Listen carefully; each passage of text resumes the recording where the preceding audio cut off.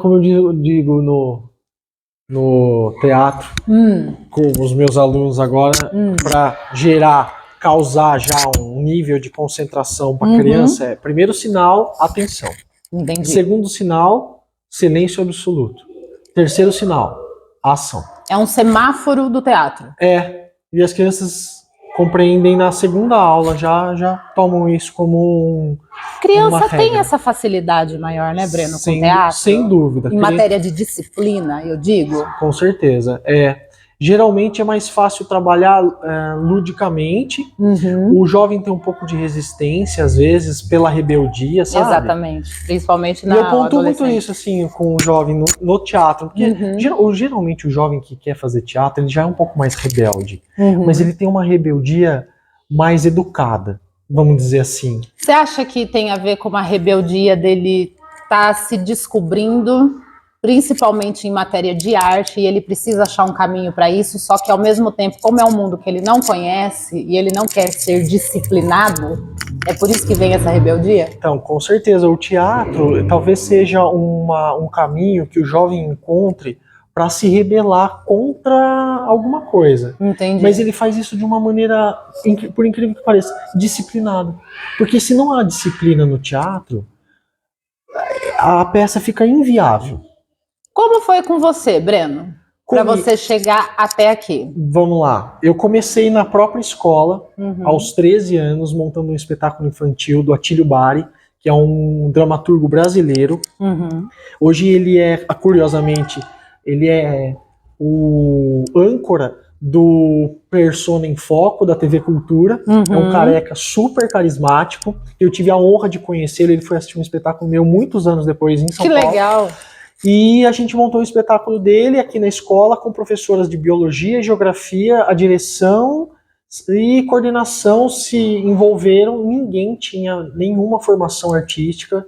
E com a cara e com a coragem, pegaram assim, vamos fazer alguma peça? E pegaram os alunos, fizeram um belo de um casting com aqueles interessados. Eu me interessei, fiz um papel.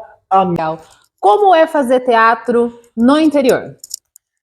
Olha, Dali, é um oásis, assim, eu vou dizer, porque as pessoas, eu percebo, assim, pelas minhas experiências recentes, que as pessoas querem assistir teatro. Logo, existe um público para isso. Existe uma demanda. E eu acho que a diferença é o acesso e a frequência com que quem está envolvido no teatro vai ao teatro, por exemplo. Porque eu digo muito para os meus alunos assim, você quer aprender sobre teatro? Vai assistir teatro. Né? Porque realmente a gente aprende teatro assistindo, né? E assim, uma diferença que eu vejo no interior é o R puxado. De fato, o R puxado. E assim, acho que a oferta, talvez. O tipo de linguagem, vamos supor assim, se você faz um espetáculo numa cidade grande como São Paulo, Rio de Janeiro, esse tipo de coisa, e faz um espetáculo numa cidade de interior, você tem que dar essa adaptada dentro de uma linguagem? Porque, tipo assim, às vezes você vai fazer um teatro, você vai falar sobre coisas polêmicas, né? Então você vai falar sobre violência, ou você vai falar sobre racismo, você vai falar sobre essa ideologia de gênero que a gente tem muito, né, hoje em dia. Então, essa adaptação de linguagem para você passar essa informação, ela tem que ser mudada? Eu acredito que não.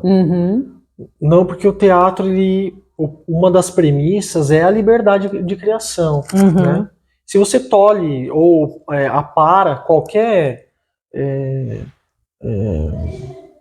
necessidade de expressão, no caso? Então, você acaba, né, com a ideia de teatro, que é justamente isso, né? Que é essa liberdade. Vou dar um exemplo. Eu gosto muito, no caso, eu acho, de fazer uma formação de plateia. Como? Com espetáculos infanto-juvenis livres para todas as idades. Para criança de todas as idades. Literalmente, de 0 a 100 anos. Sabe? Porque eu acredito que o teatro infantil, o bom teatro infantil, ele agrada os adultos. ele faz com que, por exemplo, a criança interior, que ainda habita os adultos, tenham vontade de assistir espetáculo. Por isso que eu tô nessa onda, assim, de montar espetáculo infantil como foi o caso das aventuras do Peter Pan. Que a gente fez uma temporada no Centro de Convenções super legal, com muito público, e o que eu ouvia muito? Precisa ter mais. A gente sempre escuta isso, né? Quando tem, assim, esses movimentos culturais, principalmente em matéria do teatro, sempre tem essa coisa, né? Gente, pelo amor de Deus, vamos fazer pelo menos uma vez por mês, uma vez por semana. As pessoas querem ir ao teatro, as pessoas querem assistir teatro. Isso me dá muita alegria, muita esperança, sabe? De ser alguém que pode propor, que tem gente, assim, aliada, que também quer fazer teatro, quer ir ao teatro. Então... Qual que é a importância do teatro dentro da psicologia humana, Breno? Nossa, toda, né? A gente tem ali um universo uma problemática, né? Um universo de conflitos através dos personagens, muito mitológico isso, né? Porque, veja, através de um conflito do meu personagem, eu consigo elaborar melhor os meus próprios conflitos. E eu falo em primeira pessoa mesmo, assim, porque me ajudou. Entendi. E eu acredito que isso seja possível nas outras pessoas também, né? Porque eu vejo quando os alunos vêm aqui e leem um texto que jamais caberia na boca deles, né? Um texto de Nelson Rodrigues, por exemplo, né? Que é um grande dramaturgo brasileiro.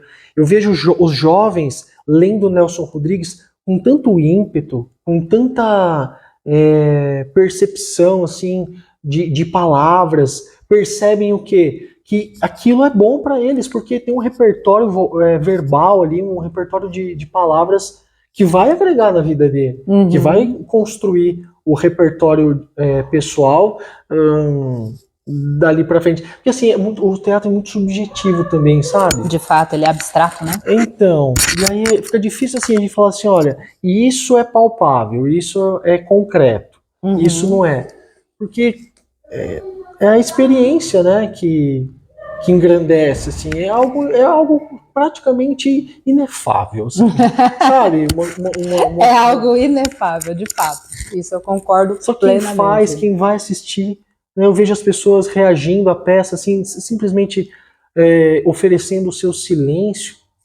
Isso para mim é o maior aplauso, sabe? Como diretor, quando eu dirijo as peças, eu vejo os meus alunos brilhando lá no palco, eu aqui na cabine de som e luz, e eu vejo a plateia assim, extasiada, em silêncio, eu falo, isso é um nível de experiência, isso para mim é concretamente um nível de experiência que a pessoa está tendo através do próprio silêncio, muito, muito importante. Às vezes você pode, através de um espetáculo, você pode estar salvando uma vida e você não sabe. Nossa, será que tudo isso eu ficaria lisonjeado? Eu acho que sim, Breno, porque às vezes você tá tão, vamos falar aí o português, claro, com o saco cheio da vida, né? Que você fala assim, nossa, acho que nada mais vale a pena, eu vou repensar algumas coisas ou não, que preguiça. Aí você senta, vê um espetáculo, tipo do Peter Pan, como você fez.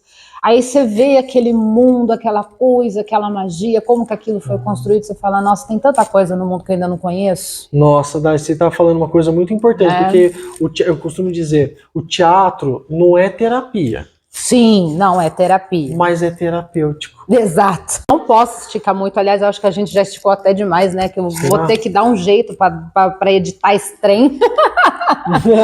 Esse abacaxi você que tem que descascar. Exatamente. Mas muito obrigado, tá? Prazer. Gente, eu conversei com o Breno Beghini, o maravilhoso Breno Beghini. Ele é ator, ele é diretor, ele é professor, ele é tudo de bom e foi o melhor que eu poderia ter entrevistado para esse trabalho.